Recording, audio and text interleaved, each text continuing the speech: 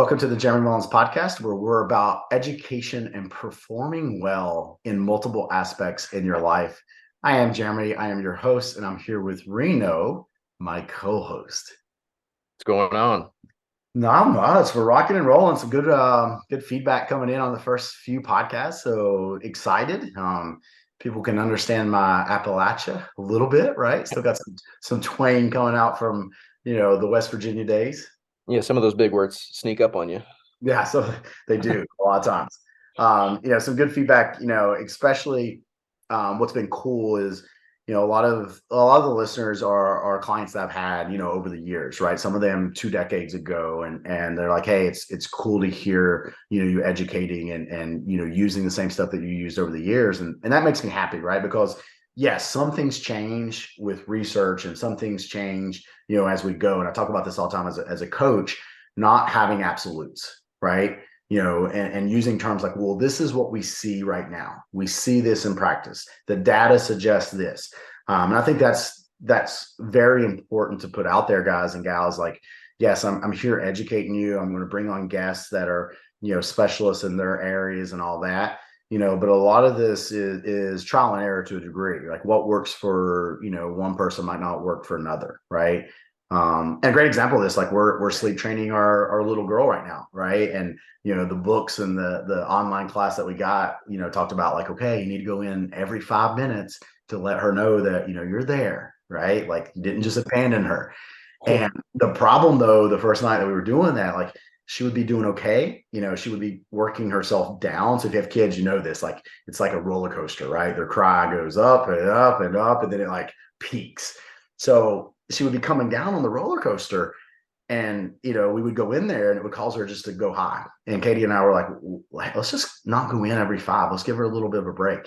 And she was down, right? So we're learning that, hey, maybe one check in and that's it. Like, so just an example of, okay, yes, the professionals recommended this, but they also noted that, hey, you're still an individual. And that's something cool to see with some of the listeners that are coming out and saying that like, hey, some of your stuff is the same over the years, and some of it's changed a little bit, right? And it could be. We might listen back to this podcast in 10 years, and some things might change a little bit, right? Because either something I implemented in practice or something that we just found out in data. So Yeah, and it's no shock. I mean, the people that were healthy in their early ages, whether they're 50, 60 now, they're healthy for the most part today. It's been a consistent thing throughout time. yeah, 100%. Like they may change as they age, right? They might find that this is a little better practice or whatever the case is. But I love it. And what was cool is I saw you drinking your RTD protein shake because you're on the road, you're traveling. So that was good to see. We just we wrapped up our calorie podcast. We talked about protein, right? And guys, I still lean on those are the two most important things. If you hit your protein and you hit calories, you will have success, right? Those are the two most important things to think about. But we want to cover today's topic is going to be our energy sources. So we're going to talk about carbs and fats. I kind of combine them together, okay? And I want you to understand that, yes, there are some people out there that I would prefer to be on a lower carb diet or a lower fat diet. And I'm going to give you some examples of this. And maybe later on in this year, or we can go into detail on this. A good example of it is if I'm working with a female that has PCOS. When a female has PCOS, then my nutrition protocol for them is going to be a lower carbohydrate diet, secondary to the insulin resistance and the insulin sensitivity and carbohydrate sensitivity that come along with PCOS, right? Or if I'm working with someone who has insulin resistance, then a lower carbohydrate diet is going to produce better results. So there are cases, I want you to understand that, and we will go into those cases as we move forward with the education in the podcast specifically, but there's cases where we'd want that, right? Another one we could look at is some people, right, do have a genetic component with fat on increasing some cholesterol levels, okay? Not everyone does, like, because I would argue that most of our cholesterol levels, and I say most, right, in America are driven because of excess carbohydrate consumption and processed carbs, right? Because we over consume carbohydrate. This packs our muscle glycogen, our liver glycogen full, and then we increase our triglycerides, which are our blood fats, which drive cholesterol levels, right? But there is a component that some people need to be on low fat diets. They just feel better, right? Then there's the preference issue that comes into play. Some people just like to eat higher carb, more carb food. Some people like to eat higher fat foods. So when you are selecting whether you should be higher fat, lower carb, then that is total preference and maybe based on individual. But if you're new in your journey, especially the fat loss journey, because I would argue if you're in a reduced calorie diet, technically, okay, if we're in a reduced calorie diet, we're hitting our protein goal for the day. Theoretically, carbs and fats are probably lower than what you've been eating anyway, right? Because it's a relative term. Reno, and when we say relative, like, you and I are both about the same height. But if we looked at someone who is 6'6", to us, that's tall, right? Oh, yeah. Monster. So I'm my driver's license says I'm 5'9", but I'm really 5'8". How tall are you? I'm 5'10". Driver's license 5'10", really 5'9"? It does say 5'10", but my Yeah. military paperwork does not say 5'10". Oh, so 5'9", right? I'm Yeah. like, no. I'm like 5'11" on the military paperwork. Oh, okay. Yeah. So 6'2" to both of us would still be tall, right? But to the individual that's 6'6", 6'2" is short. So my question to the listener, like, okay, 6'2" to you, is that tall or is that short? And here's the reality. It could be either way based on how tall you are, right? So when we start saying high and low inside the term of macronutrients, specifically carbs and fats, I want you to understand that that is a relative number, right? It's relative to the person. So don't get too caught up into that. Just know that, hey, if you have insulin resistance, PCOS, type 2 diabetic, that's where I would encourage you to work with the registered dietitian or health professional to get you the specific plan that needs to work for you, right? Everything that we're saying here are just general recommendations, from that aspect, okay?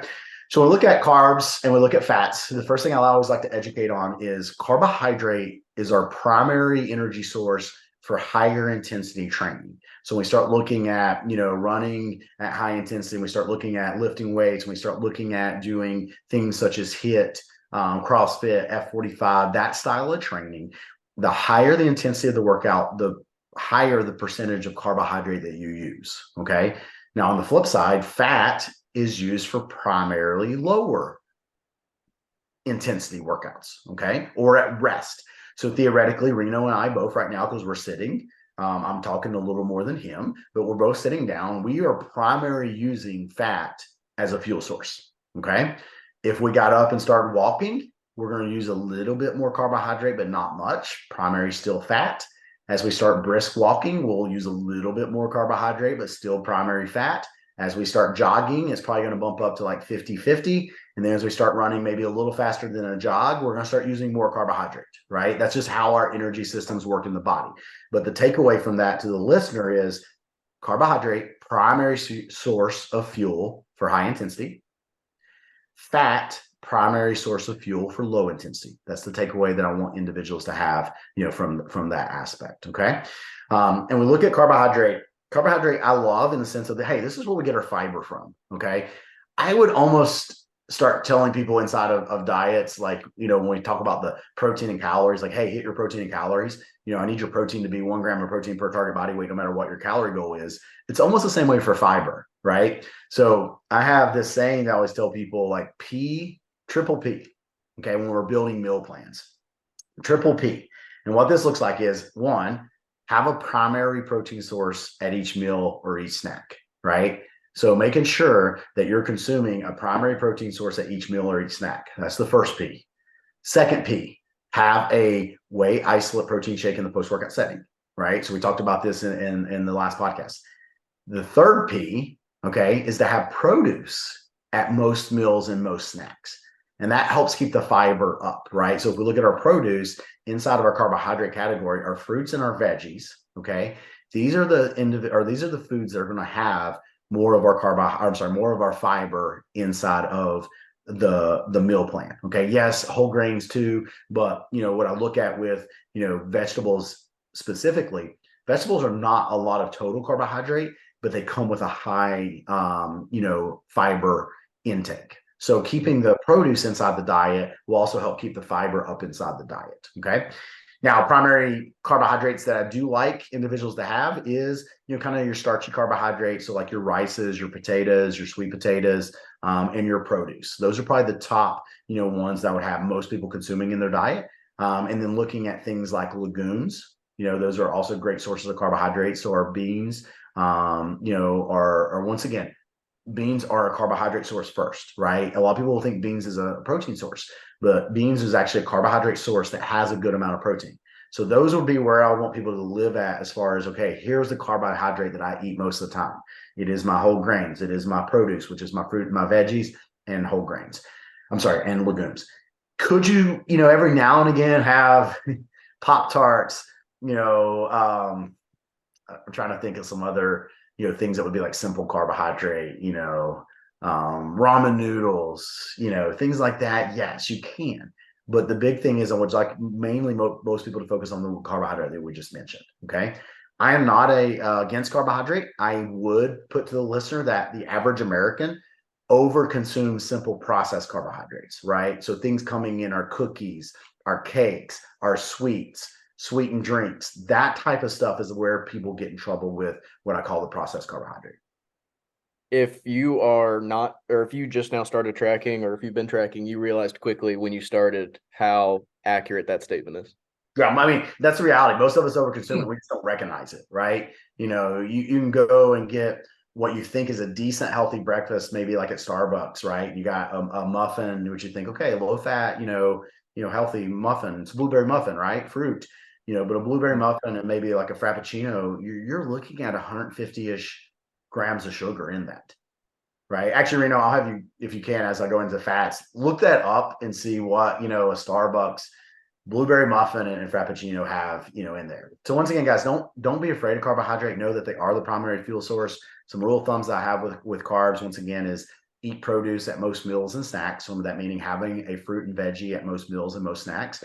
And then also putting your carbohydrate in and around your training, especially if you're doing higher intensity training, right? So making sure that meal before your workout, the meal after your workout is where you're consuming that carbohydrate that you are consuming for the day. Okay. A couple other things with carbs. Technically, there is not a minimal amount of carbohydrate. Our body can make carbohydrate from other sources via or other macronutrients via the process called gluconeogenesis. So we don't need carbohydrate. But I encourage people to not necessarily go the no carb route. Okay. These are minimum numbers that I have people start on if they're not wanting to do nutritional ketosis. Okay. Now, once again, I will educate on nutritional ketosis. If that's what a listener wants to do, we will put that education out. But I consider a lower carbohydrate approach being roughly 125 to 150 grams a day. Generally, just because females are smaller, I'll start my females out on 125 grams of carbohydrate, my guys out on 150 grams of carbohydrate. That kind of being the starting point for them. Did you find the numbers? Yeah. So on the blueberry muffin, okay, it is 330 calories. All right. 15 grams of total fat. And then you're looking at, where did it go? The fat is actually always shocking in the Starbucks ones, to be honest to me. Carbs 47. All right, so 47 grams of carbs, 330 calories in a muffin. Okay. Now, what if they got just a meat? Is it grande? Is that the middle size? Yeah, grande frappuccino. So here's a caramel frappuccino, which I feel like is a normal one. 59 carbs, 53 sugar. Okay, so primarily high sugar. I bet that's under too. That's just Starbucks telling you what it is. Well, that's the like way it should be made. But we all like know this is why eating out's tough sometimes, right? They're going to put a little more butter. They're going to put a little more sugar in there because it tastes good, right?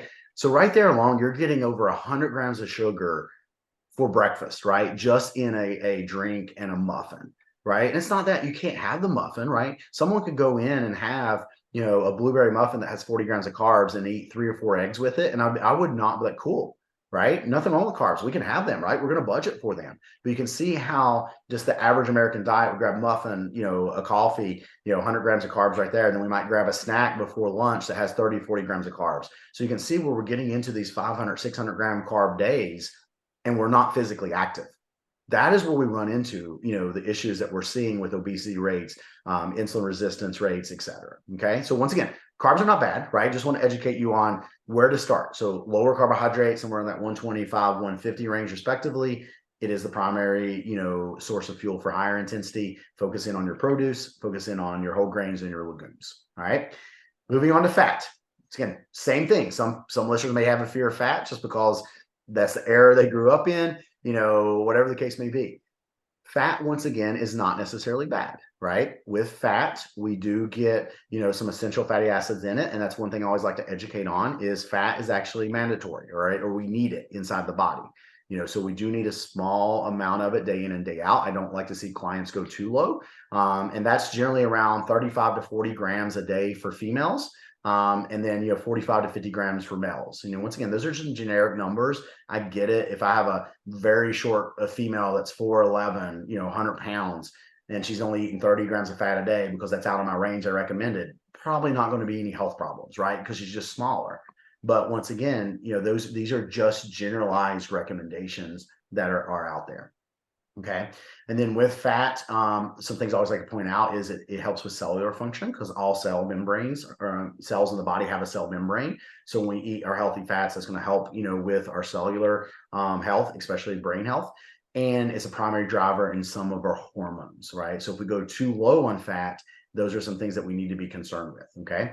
Our healthy fats will help with satiety. So outside of your fibrous veggies, outside of your protein foods, when we do consume fat, they are generally very good for our satiety. Okay. So helping us feel fuller longer is a benefit out of it. And then a lot of people just like the taste of fat, right? So we love, for example, butter, how it makes food taste. Like some people love avocados, that type of stuff. Okay. I like to stay away from, we're talking about the quality of fat. I like to stay away from, vegetable oils because they're very high in omega-6 fatty acids, which we'll touch on in later education. Sticking more things with like olive oil, avocado oil, grass-fed butter, avocado, nut seeds, your nut butters, as long as they don't have high fructose corn syrup in them, that kind of being the foods that you're going to get those healthy fats from.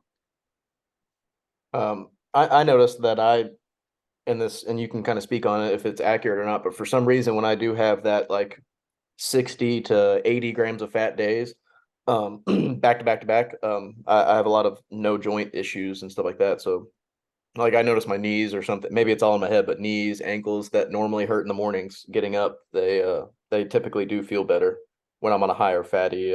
Well, and that's where like a lot of times like I want people to play around with it, right?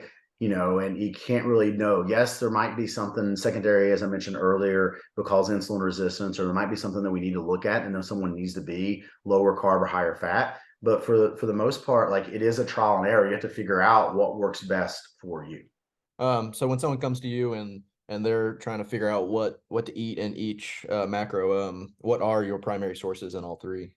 Yeah, and I think we touched on a little bit, but if we start, going back to it, and I like to use the term primary sources, because there's a lot of foods out there that have a combination. So I mentioned earlier, our legumes. So beans, for example, they're a carbohydrate, but they do have a good source of protein, right? And they have a little bit of fat in it. So it's a source of all three macronutrients, but the primary source would be a carbohydrate.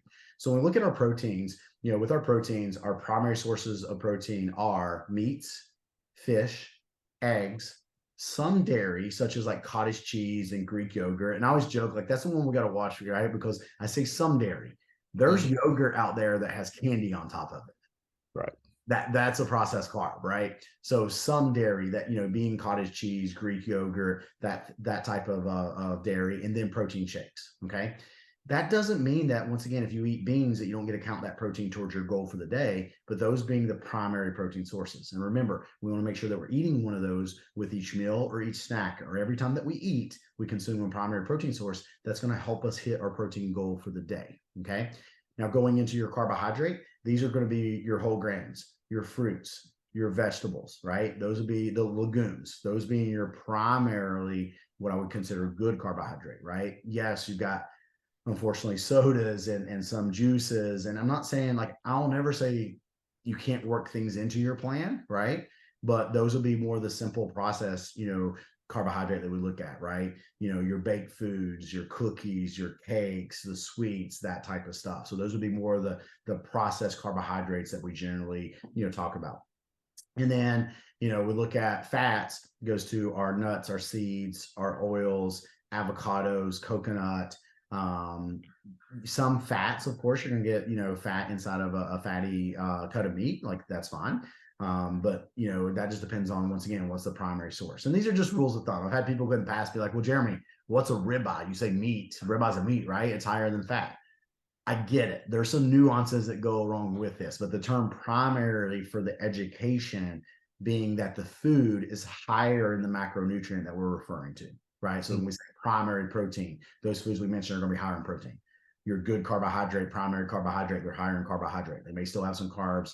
They may still have some fats and some protein, but it's a primary carbohydrate. Same thing for your fats, right? A nuance in the fats, for example, is the avocado. Avocado's got, a little bit of carbohydrate in there, right? So the fat content and carbohydrate content is fairly close. Another example of that is the egg. An egg has, primary protein, but also the fat is in there. Okay. Don't get too caught up in those nuances, right? Those are just some definitions, what works for you.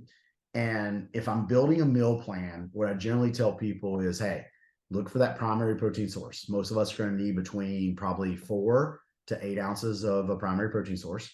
Then add your produce, right? So add a couple cups of veggies in there, add some berries in there, then add your preferred fuel on after that, right? So for some people, they may have, a steak, some broccoli, and decide to put grass-fed butter as their fat source and their fuel source on the broccoli, right? So you think about that plate, you got an 8-ounce steak, you got, 2 to 3 cups of broccoli. That's a large amount of food, right? Maybe a side salad with some salad dressing. So the carbohydrate in that dinner is relatively low, but the fat's higher because we chose the grass-fed butter and we chose the salad dressing. Vice versa, we could do the same calorie, same amount of protein inside the 8-ounce steak, right?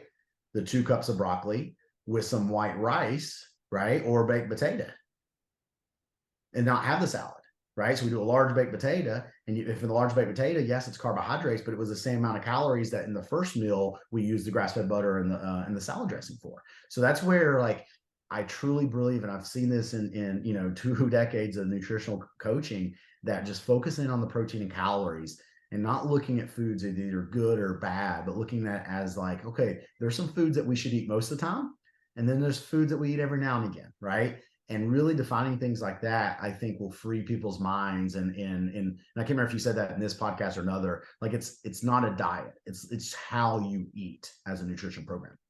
Yeah, and I find it even more like satisfying when I am pretty strict-ish throughout the week or whatever, week after week, day after day, to where you get to sit down and you have that big bowl of Captain Crunch or Cinnamon Toast Crunch, or you go out to eat and you are able to have that cheat meal and you feel better. Like you don't feel terrible after eating it because most of your meals are on that healthier side.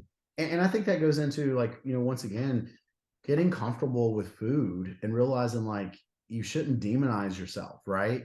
And if you learn that, like, hey, everything's just protein, carb, and fat, and I've seen so many people sabotage themselves, right? And I use this analogy because I like peanut butter, but it's like Reese eggs, for example. Someone goes on a diet and they decide to have a Reese egg for whatever reason. It's I was going to say it's Halloween time, but now they make the pumpkin eggs around Halloween, right? So, Yeah. but let's go pumpkin eggs. So it's Halloween. Their kids go out trick or treating. They got the pumpkin egg. They have one of them, and they're like, oh man, I messed up. I might as well eat the other, 5 of them that's in this pack. Like that's the mentality sometimes that comes with, food when we truly label things good or bad. Okay. You want some Captain Toast Crunch? I was putting I'll mix them. I'll mix them. I was putting Captain Crunch and Cinnamon Toast Crunch together there. But that's okay. At the end of the day, that's just carbohydrate, right? I would argue make sure you eat a protein with it. And I've seen people, I've done this like traveling before. I'll drink a protein shake and then have some cereal. I'll mix like a vanilla core power in as my milk source for the cereal. That's another. I do that a lot. That was actually one of my first, going back with First Phorm, one of the first protein powders I did was Cinnamon Toast Crunch. And or CTC. So I would do it in Cinnamon Toast Crunch cereal, right? So I would just mix that up as a protein shake, 40 grams of protein, use it as my, instead of milk inside of that. Mhm. As long as you're portioning out how many carbohydrate, in the serving size, right? Because that's the other thing that comes into play with, especially like kids cereals. Serving size is a cup, or is it half cup? Now it's a cup right now. Yeah. Cup, yeah. Yeah. Serving size is a cup, not a bowl, right? So you got to look at, how much of that you're actually, consuming, from that standpoint. Yeah. I'm definitely in the 2 cup category, but I allow for it in my macros at the end of the night when I do it. So, Awesome. Well, guys and gals, I hope you have enjoyed another, educational piece from us. We're building on, things that you guys need to know about nutrition, right? And I always have this, saying like simple is sexy, consistency is king. Okay. And that's the goal with this is building each time, getting guys to understand, once again, that, hey, all changes are generally, habit based, that we should focus in our habits, right? It's where we started the podcast at, focusing on your habits. Then, okay, what is our goal? Knowing that we need to look at calories and protein as the 2 primary things inside of a nutrition plan. And then as we move on, yes, carbohydrates and fats, become things that we need to look at, and adjust for the individual person. But in the beginning, still landing your protein, still landing your calories. That is where you need to spend, most of your time. And then same thing sliding into, the quality of foods. We touched on a little bit today. Okay. Let's try to eliminate the processed foods, right? Focus in on, what I call the triple P, which is having that primary protein source at each meal or each snack, adding in the produce with each meal, each snack, like one or the other, either fruit or veggie. And then, going into, working on performance, adding that protein shake in the post-workout setting. All right. If you guys have any questions, as always, feel free to reach out to us on Instagram or on via our email. We look forward to providing you guys with more education, and we will talk to you guys soon. see you, everyone.